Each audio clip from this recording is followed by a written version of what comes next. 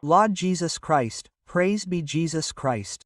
Receive a warm greeting from the broadcasting studios of Vatican Media and Vatican Radio in Vatican City. On behalf of Renato Martinez and all the members of the Vatican News team, we extend a fraternal welcome to the live broadcast of the Marian Prayer of the Angelus led by Pope Leo XIV. Today, October 26th, the third Sunday in Ordinary Time, we greet all those who are joining us on radio, television, and the internet through our YouTube channel, as well as through the Vatican News portal. And a greeting to those who are watching us on Facebook Live. Now that we have images of St. Peter's Square, of the Via della Conciliazione, where thousands of faithful and pilgrims have already gathered, we greet the radio and television stations that are connected with us today.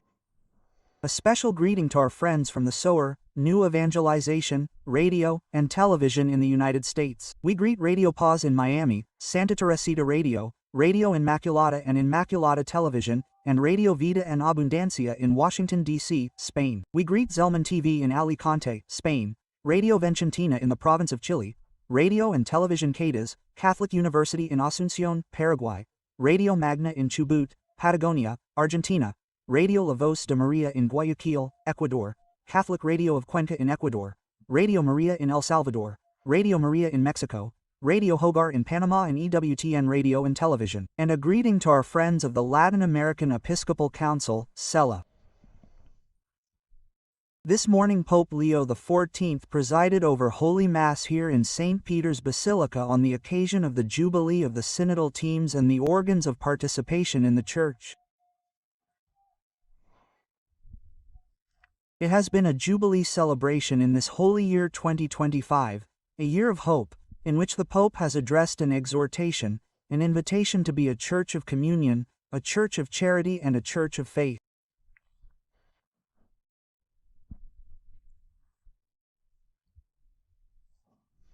And today we are here, about to begin the Marian Prayer of the Angelus, remembering that the liturgy presents us this Sunday of the third week of Ordinary Time with the Gospel according to St. Luke, chapter 18, from 9 to 14, which tells us the parable of the Pharisee and the tax collector, which will surely be at the center of the Holy Father's reflection this Sunday, where many thousands of faithful pilgrims are already waiting, as they are listening, invoking his name, Pope Leone, so that in a few seconds he can appear here, from the window of the Apostolic Palace, to lead the Marian Prayer of the Angelus.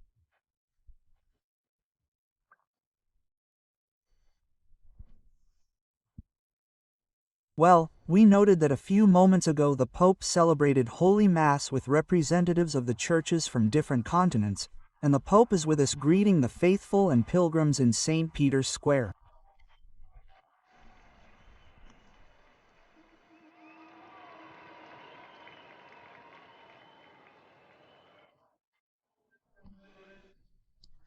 Dear brothers and sisters, have a good Sunday.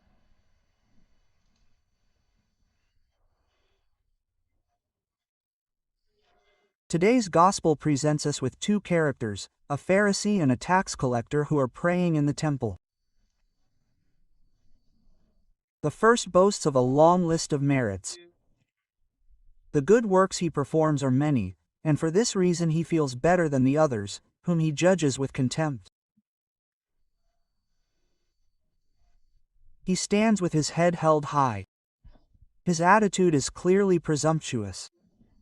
It denotes an exact observance of the law. Yes, but poor in love, made up of having and having, debts and credits, lacking in mercy.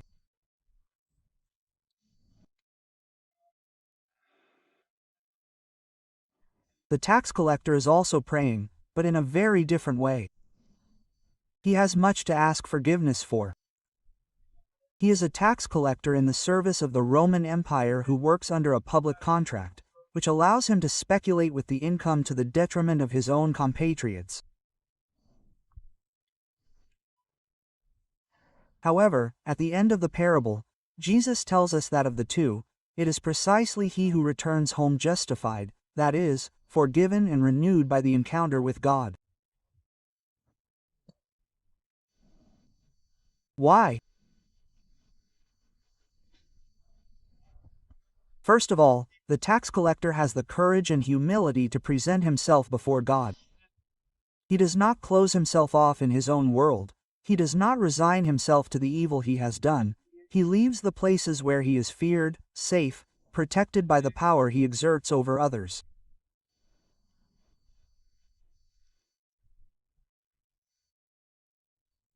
He goes to the temple alone, without an escort, even at the cost of facing harsh looks and severe judgments, and places himself before the Lord at the back, with his head bowed, uttering a few words: "God, have mercy on me, a sinner."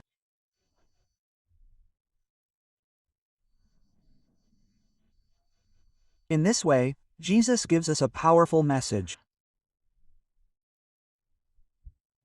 It is not by flaunting our merits that we are saved, nor by hiding our mistakes, but by presenting ourselves honestly, as we are, before God, before ourselves and before others, asking for forgiveness and trusting in the grace of the Lord.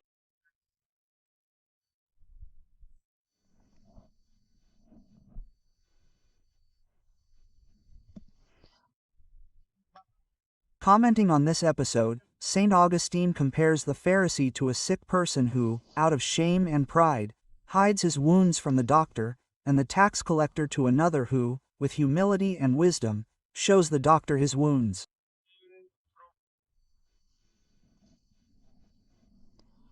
However ugly they may be, and asks for help.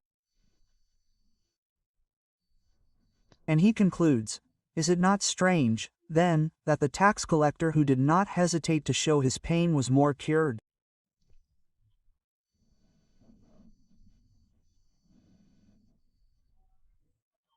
Dear brothers and sisters, let us do the same.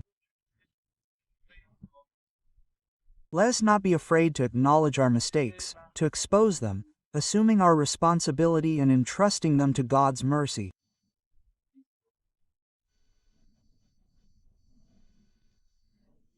In this way, His kingdom can grow within us and around us. It does not belong to the proud, but to the humble, and is cultivated in prayer and in life through honesty, forgiveness, and gratitude.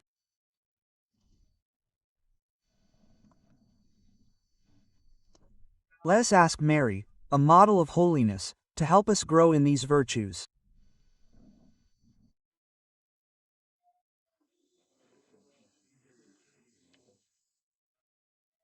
Hail Mary, full of grace, Dominicum benedictus benedictus frus venter su Jesus Mercator.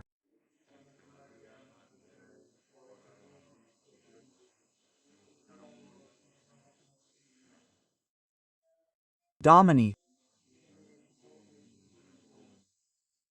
Hail si grana Dominum blessed. Frus Jesus Merd.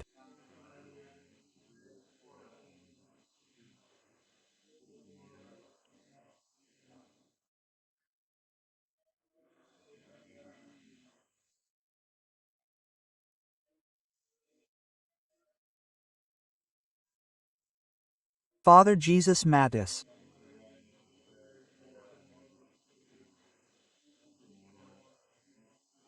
Nostrae pro nobis de genetri.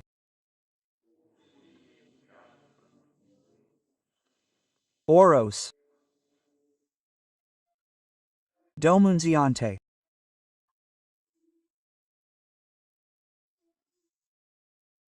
Incarna. Resurrect glor. Domin gloria.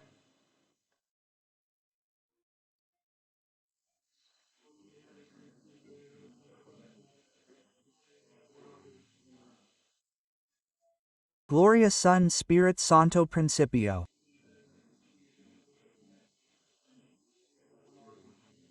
Gloria.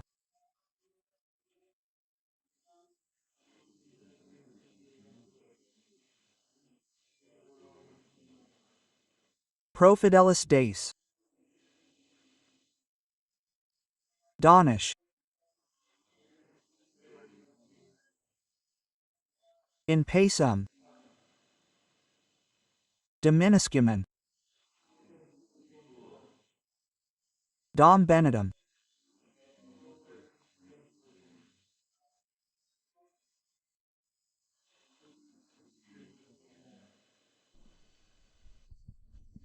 Let us receive the blessing of the Holy Father.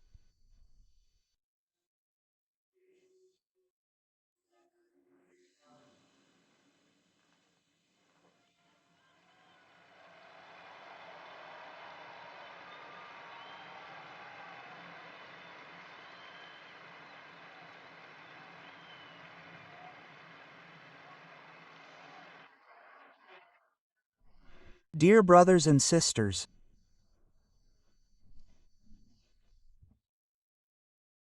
I am close and affectionate to the people of Mexico who have been struck by floods.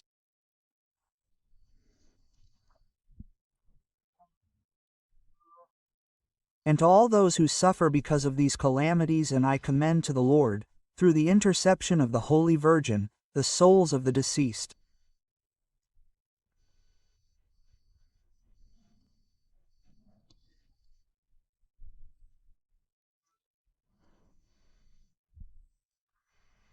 Let us continue unceasingly our prayer for peace, especially with the communal recitation of the Holy Rosary, contemplating the mysteries of Christ together with the Virgin Mary.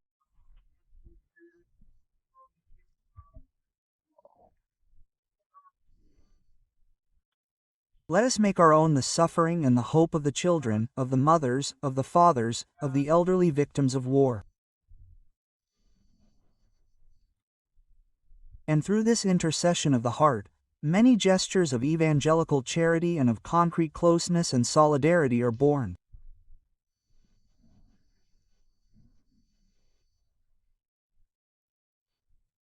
To all those who each day carry out this commitment with confident hope, I say, blessed are the peacemakers.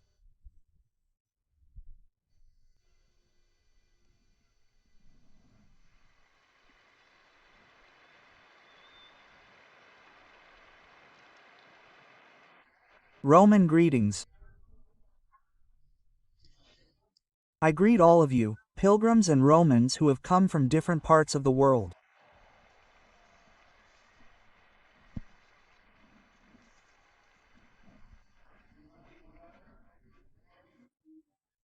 Especially from Logroño in Spain, San Pedro del Paraguay, Recreo in Brazil, and the Cubans living in Europe. I greet the faithful of Genoa, Corrado, Fornova and San Giovanni, Milan, Giovanni, San Giovanni Larione, Porto Lanego, and the young people of Chicli, the confirmands of the Diocese of Saluto,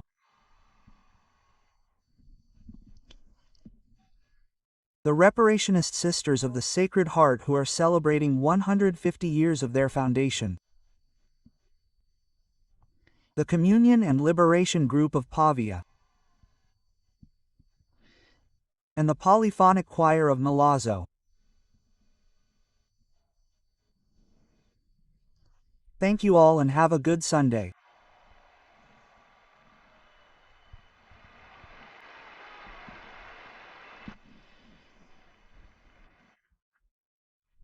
With this demonstration of closeness and affection, especially for the people of Mexico, who have been affected for several weeks by heavy rains and floods,